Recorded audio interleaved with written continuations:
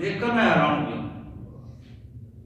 آج تو حضرت صاحب کے پاس کمال قسم کا موبائل تھا، ہم تو اتنے وہاں پہنچ ہی نہیں پاتے.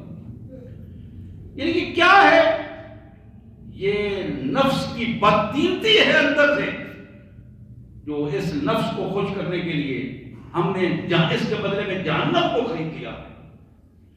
تو یہاں بتایا تو عامل صالحا، بے ایمان نہ بنو، اپنے اعمال کو درست کرو. اور بے ایمانی ایک ٹکے کی بھی ہے، پیسے کی بھی ہے، لاکھوں کی ہے، کروڑوں کی ہے. اپنی حیثیت کے مطابق ہر آدمی اس بے ایمانی کی کیفیت کو اختیار کرتا ہے. حیثیت کے مطابق جس کی حیثیت روپوں کی ہے، اس نے اگر چند روپوں کی بے ایمانی کی ہے تو بھی اللہ کے حضور اتنا ہی مجرم ہے. جس کی کروڑوں کی حیثیت ہے اس نے کروڑوں کی بے ایمانی کی ہے. اربوں کی حیثیت ہے تو اربوں والی بے ایمانی کی ہے. لاکھوں کی حیثیت ہے تو لاکھوں والی بے ایمانی کی ہے. تو میرے پیارے بھائیوں، یہ اعمال کی درستگی، اعمال کی درستگی بڑی اہم بات ہے، بڑی ہی اہم بات ہے. آج ہم عمومی طور پر اکثر ایسا ہوتا ہے کہ ہم دوسرے پہ الزام لگاتے ہیں، یار اس نے یہ کر دیا، فلاں نے یہ کر دیا، فلاں نے یہ کر دیا. لیکن مجھے اپنا کردار یاد نہیں ہے، میں اپنے آپ کو درست کرنے کے لیے تیار نہیں ہوں، اور ہر دوسرے کے بارے میں میری توقع یہ ہوتی ہے کہ یہ اگر ٹھیک ہو جائے تو معاملات درست ہو سکتے ہیں. میرے بھائیوں، میں اگر ٹھیک ہو جاؤں تو بہت سارے معاملات جو میری زندگی سے ریلیٹڈ ہیں، جو میری زندگی کے ساتھ ان کا تعلق ہے، جب وہ ٹھیک ہو جاتے ہیں تو جہاں جہاں میرے اثرات ہیں اتنے اثرات ہیں، ایک بہتری کی کیفیت پیدا ہو سکتی ہے. تو یہاں صحابہ نے جو انقلاب برپا کیا تھا، تبدیلی آئی تھی، وہ یہی تبدیلی تھی. توبہ بھی ہوئی تھی پچھلے گناہوں سے، ایمان بھی سچا تھا، اور پھر نظام جو لایا، جو تبدیلی لائی، جو کردار بنا، انفرادی کردار بھی اور اجتماعی کردار بھی، وہ مثالی کردار بن گیا. اعمال مثالی بن گئے تھے. اس مثالی اعمال میں آج بھی دنیا کا کوئی خطہ جس میں اللہ اور اللہ کے رسول کے قانون کی حکمرانی آج بھی ہو، یقین کیجئے وہی خدا ہے، وہی رسول ہے جس کی تعلیمات پہ ہم عمل کر رہے ہیں.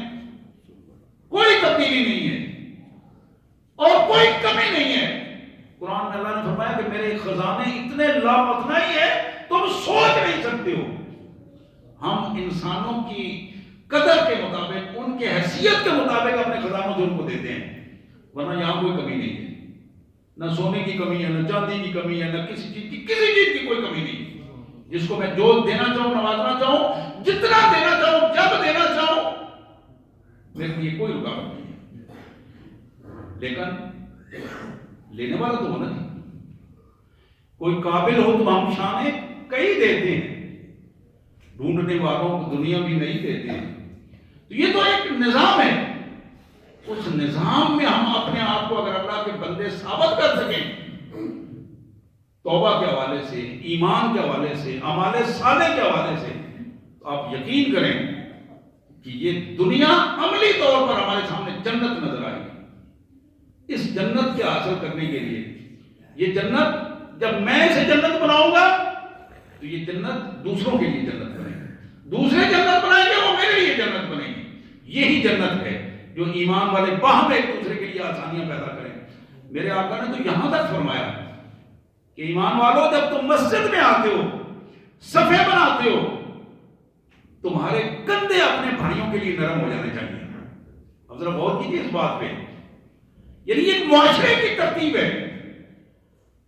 جب تم نماز میں کھڑے ہو، تمہارے پاؤں سے، تمہارے کندھوں سے دوسرے کو تکلیف نہ ہو. اور جب تم گلی میں معاشرے میں چلے جاؤ، جب تم ہم پڑوسی بن جاؤ، معاشرے کی ترتیب بنے، تمہاری حکومتیں ترتیب بنائیں، تو تم دوسروں کے لیے رحمت بن جاؤ، دوسروں کے لیے آسانیاں پیدا کر دو. یہی کیفیت ہے جو اس دنیا میں ہمارے لیے آسانیاں ہم دوسروں کے لیے پیدا کریں گے تو ہمارے اپنے لیے ہوں گی. اللہ میں اس کی توفیق عطا فرمائے، اور رمضان المبارک سے پہلے اللہ تعالیٰ میں اس کی توفیق دے کہ ہم اپنے آپ کو پاک صاف کر کے اللہ کے اس پاک مہمان کا استقبال کر سکیں. وآخر دعوانا الحمدللہ رب العالمین.